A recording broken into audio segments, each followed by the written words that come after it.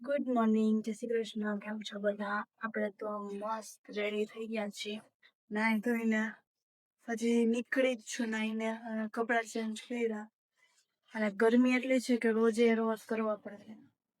બોલો, ગરમીએ તો હદ કરી છે. અને હવે આપણે નાસ્તો કરવાનો છે.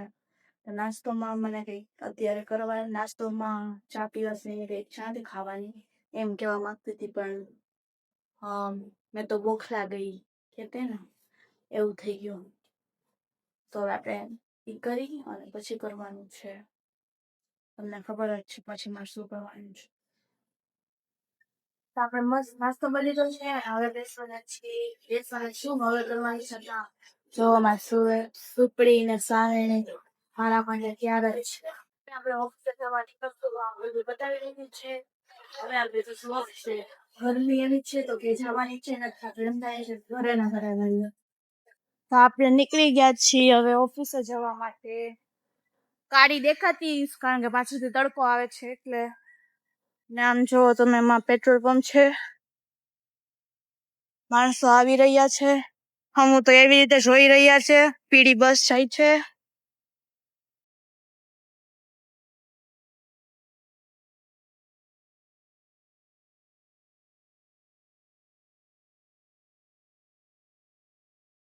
હાલતા થઈ ગયા છે બ્રેક લેવા માટે, પણ બ્રેક તો પછી લેશું.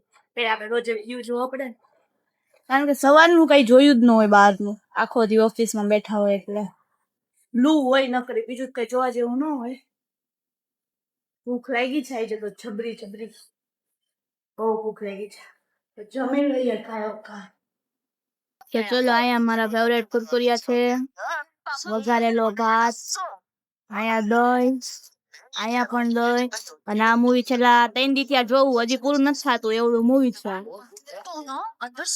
1 કલાકની નથી તોય જમી લીધું ને હવે આયલા ધીમે કરતા પગથિયા ચડવા માંડ્યા. હવે કામ કરશું થોડું. આયલા વાળ ખેંચર. તો આપણે તો ચાઈના ઘરે બધાની પહેલા આવી પણ બધાની પહેલા અને જાય પણ બધાની પહેલા, એટલે લીફમાં તકલીફ ન પડે. બાકી બધી લીફ ફૂલ જ આવે. તો ગયા ઉતરી જાય. ચલો वीडियो कई कर लिया? हाँ वीडियो कई कर लिया? ઘર જવું છે, ભૂખ લાગી છે. 7:03 થઈ ગઈ.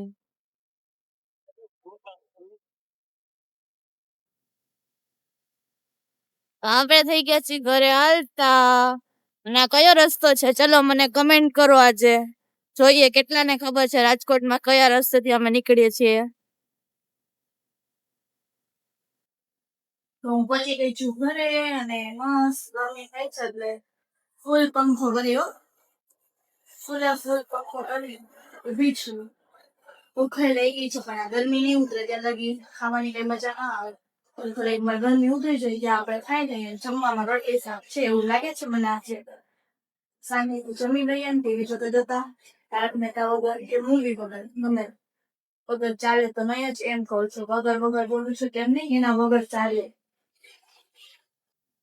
મેં નથી યાદ, મને યાદ નથી લે આ મૂવી.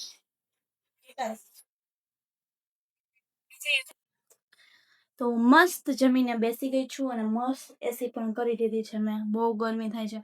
અને આ ગરમીને લીધે મને એક સવાલ જે છે ને કે માછલીને પાણીમાં ગરમી થતી હશે કે નહીં, એનો જવાબ કોઈ આપ્યો નથી. હું તો એની રાહ જોઉં છું કે કોક મને જવાબ આપે, કારણ કે મારા મગજમાં જ ચાલે છે આખો દિવસ પાણીમાં હશે તો ને ગરમી થતી હશે. ન થતી હોય ને, મારા ખ્યાલ પ્રમાણે ન થતી હોય. હા ગરમી મોઢું લૂસા કરવું પડે ઘડીકે ને ઘડીકે. તો થોડીક વાતું કરીશ આજે તમારી હારે. હું તમારી બધા સાથે હું થોડી વાતું કરીશ. યા તો શું વાતું કરું એ મને નથી ખબર. टॉपिक कहते हैं ना वो टॉपिक, वो मुझे भी नहीं पता. ઇન્સ્ટાગ્રામમાં લાઈવ આવવાની ઈચ્છા છે પણ ટાઈમ નથી મળતો. બહુ બધું કામ નહીં આવી જાય છે. ઓફિસેથી ટાઈમ કામમાં જ વયો જાય છે. ઘરે આવીને જમી નવરા થાય, એડિટ કરું ત્યાં લેટ થઈ જાય. તમે બધા પછી સૂઈ ગયા હોય એની શું ગેરંટી જાગતા હોય એની શું ગેરંટી, સુઈ તો ગયા જ હોય તમે બધા. એટલે લાઈવ થવાનું વિચારીએ, સન્ડે ના કંઈક મેળ પડે તો કરીશ ટ્રાય હું લાઈવ થવાની, તમારા જોડે વાત કરવાની. તો અત્યારે ઘણા બધા મૂવી નવા આવે છે, એમાં એક છે કૃષ્ણ અવતાર. તો તમે કોઈ જોવા ગયા છો? એટલે કે જે આવ્યું છે કે નથી આવ્યું એમાંય નથી ખબર. આવ્યું હોય ને તમને કોઈની ઈચ્છા હોય જવાની તો કહેજો કેવું છે, એટલે હું એ પ્રમાણે જાઉં. કારણ કે મને અત્યારે એટલે યાદ આવ્યું, કારણ કે રામ મોરીની અત્યારે આ સત્યભામા બુક જે બહુ ફેમસ થઈ છે હમણાં, એને જોઈને મને યાદ આવ્યું કે એ વસ્તુ પણ કૃષ્ણ અવતાર પણ રામ મોરીએ લખી છે, એટલે મૂવી તો સારું હશે. આ પણ બહુ મસ્ત છે કે સત્યભામા રહી એ કૃષ્ણ ભગવાનને કહે છે કે આપને ભગવાન મળે તો આપણે એમ કહીએ ને કે અમે બહુ લકી છીએ, અમે બહુ ભાગ્યશાળી છીએ.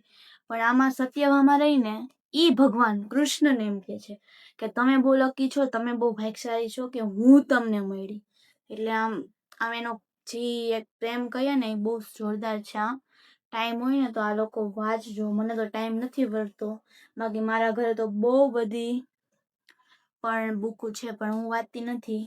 આમાં લખ્યું છે યુગ બદલાણો પણ સત્યભામા નથી બદલાણી, એ ક્યાંય નથી ગઈ, અહીં જ ઊભી છે આજે. વાહ, નાઈસ. અને સત્યભામા શું કે છે, ભલે હું રાધાની જેમ રાસ નથી રમી, ભલે હું રૂકમણીની જેમ મારું વરણ નથી થયું, ભલે દ્રૌપદીની જેમ મને કૃષ્ણા સંબોધન નથી મળ્યું, ભલે જામવતીની વન સંસ્કૃતિનો સ્વીકાર થયો એવું મને માનથી નથી મળ્યું. નાઈસ, બહુ સારી બુક છે. આમ શબ્દ તમને સમજાય. અને આજ એ જ વસ્તુ. રાધે રાધે.